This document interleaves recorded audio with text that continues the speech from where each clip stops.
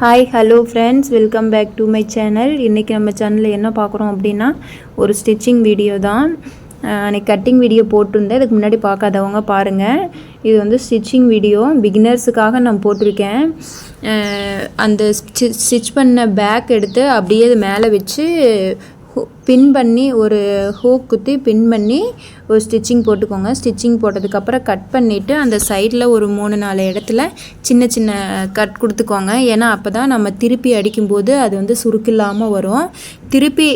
ஃபுல்லாக திருப்பி அடிக்காமல் லைனிங் துணி இந்த பக்கம் மட்டும் வச்சு ஒரு தையல் போட்டு அதுக்கப்புறம் திருப்பி அடிச்சிங்க அப்படின்னா நெக் வந்து வளைவு நீட்டாக வரும், பர்ஃபெக்டாக வரும்.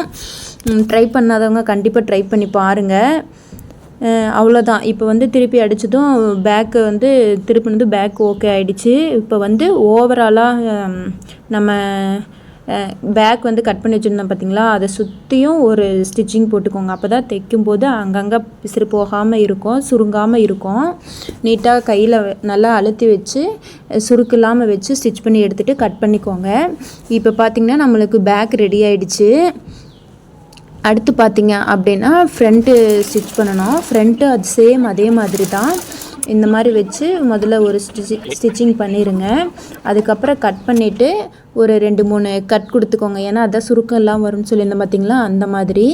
அப்புறம் மறுபடியும் திருப்பி அடிக்கிறதுக்கு முன்னாடி இந்த ஸ்டிச்சிங் போட்டுட்டு அதுக்கப்புறம் திருப்பி அடிச்சிங்க அப்படின்னா நம்ம வந்து திருப்பும்போது அதை வந்து தேய்ச்சி விட்டு தைக்கணுங்கிறதே இல்லை. திருப்புனா டக்குன்னு அப்படியே நிற்கும். இப்போ சேம் பேக் எப்படி ஓவரால் ஸ்டிச்சிங் போட்டிங்களோ அதே மாதிரி ஓவராலாக வந்து ஸ்டிச்சிங் போட்டு கட் பண்ணி எடுத்துக்கோங்க. இப்போ வந்து நம்மளுக்கு ஃப்ரண்ட் பீஸ் 2 ரெடி ஆகிடுச்சு. அவ்வளோதான் ஃப்ரண்ட்டு. இது நான் போட்டிருக்க வந்து பிகினர்ஸுக்கு தான் போட்டிருக்கேன். எந்த டிசைனும் இல்லாமல் எதுவும் இல்லாமல் போட்டிருக்கேன். இப்போ தான் ஸ்டிச் பண்ணி பழகிறேன் அப்படின்னிங்கன்னா இதை பார்த்திங்கன்னா உங்களுக்கு ஏதோ கொஞ்சம் ஐடியா தெரியும். ஏன்னா நான் டீட்டெயிலாக போடல, அது ரொம்ப லென்த்தாக வருதுங்கிறதுனால நான் ஃபாஸ்ட்டாக போட்டிருக்கேன். இது வந்து கை சேம் அதே மாதிரி தான்.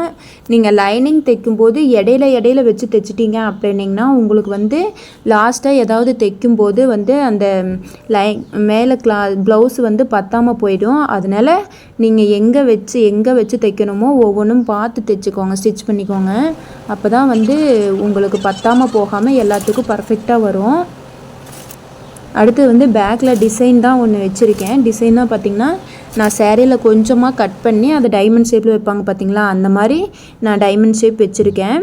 இது வந்து ஈஸியான ஒரு டிசைன் தான். இது ப்ளைன் ப்ளவுஸுங்கிறனால சேரீயும் சேம் கலர், இதுவும் சேம் கலருங்கிறனால எந்த டிசைனும் நான் வைக்கலை. இப்போ பார்த்திங்கன்னா ஃப்ரண்ட்டு கப் சைஸ் வந்து நம்ம எப்படி தைக்கணும் அப்படிங்கிறத போட்டிருக்கேன். அவ்வளோதான். இப்போ பார்த்திங்கன்னா பர்ஃபெக்டான கப் சைஸ் வந்து நம்மளுக்கு கிடச்சிருச்சு.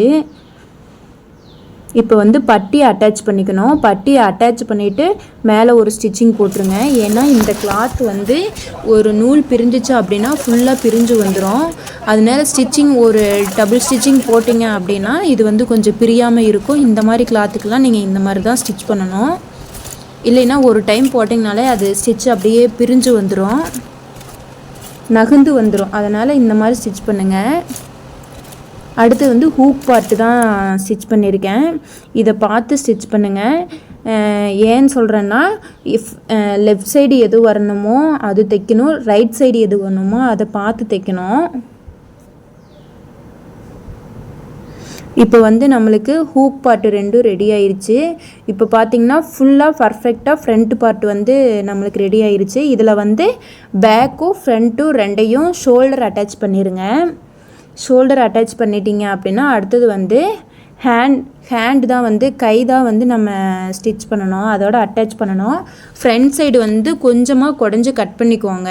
அப்போ தான் வந்து நம்ம ப்ளவுஸு போடும்போது வந்து அந்த ஆர்ம் ஹோல்டில் வந்து கொஞ்சம் சுருக்கு இல்லாமல் இருக்கும். அந்த மாதிரி பண்ணிவிட்டு ஷோல்டர்லேருந்து ஒரு ஸ்டிச் பண்ணிவிட்டு மறுபடியும் ரிவர்ஸில் திருப்பி மறுபடியும் ஃபுல்லாக ஒரு ஸ்டிச் போட்டிங்க அப்படின்னிங்கன்னா உங்களுக்கு வந்து டபுள் ஸ்டிச் ஆகும். அது வந்து கைக்கு பர்ஃபெக்டாக இருக்கும்.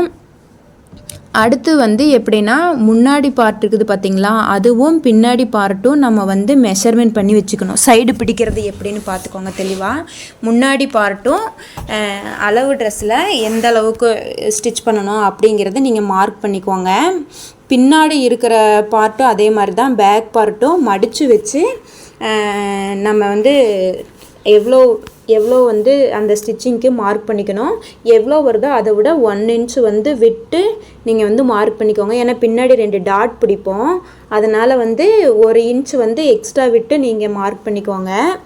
மார்க் பண்ணிவிட்டு ஷோல்டர் இருக்குது பார்த்திங்களா, அந்த ஷோல்டரும் மெஷர் பண்ணி நம்ம இப்போ தைச்சிருக்க ட்ரெஸ்ஸில் வச்சு மார்க் பண்ணிவிட்டு அந்த இடத்துல இருந்து கீழே எண்டு இருக்குது பார்த்திங்களா, அந்த முதுகுப்புறம் இருக்குது பார்த்திங்களா, அந்த எண்டு சைடு ஸ்டிச் வந்து நீங்கள் மார்க் பண்ணியிருப்பீங்களா, அந்த 2ஐயும் வச்சு பார்த்தீங்க அப்படின்னா அது வந்து மார்க் பண்ணியிருக்கிற அளவுக்கு மட்டும் பார்த்தீங்க அப்படின்னா எவ்வளோ பேலன்ஸ் எக்ஸ்ட்ரா இருக்கோ அதை வந்து பின்னாடி மடிச்சு அடிச்சிருங்க, அவ்வளோதான். இப்போ பார்த்தீங்க அப்படின்னா ஃபுல்லாக நம்மளுக்கு ஓகே ஆகிடுச்சு ப்ளவுஸு. எனக்கு இது பர்ஃபெக்டாக இருக்குது. உங்களுக்கு இன்னும் தெளிவாக வேணும் அப்படின்னு சொல்லியிருந்தீங்கன்னா கண்டிப்பாக கமெண்ட் பாக்ஸில் கமெண்ட் பண்ணுங்கள். நான் இன்னும் தெளிவாக ஒவ்வொரு பார்ட்டும் நான் வந்து எப்படி ஸ்டிச் பண்ணணும் அப்படிங்கிறது போடுறேன். இது வந்து நான் ஃபாஸ்ட்டாக போட்டிருக்கேன். உங்களுக்கு யாராச்சும் தேவைப்பட்டுச்சு அப்படின்னா பார்க்குறவங்களுக்கு மறக்காமல் கமெண்ட் பாக்ஸில் கமெண்ட் பண்ணுங்கள். நான் ஒவ்வொரு பார்ட்டாக எப்படி போடுறது, எப்படி ஸ்டிச் பண்ணுறது அப்படின்னு நான் உங்களுக்கு போடுறேன். தேங்க்ஸ் ஃபார் வாட்சிங்.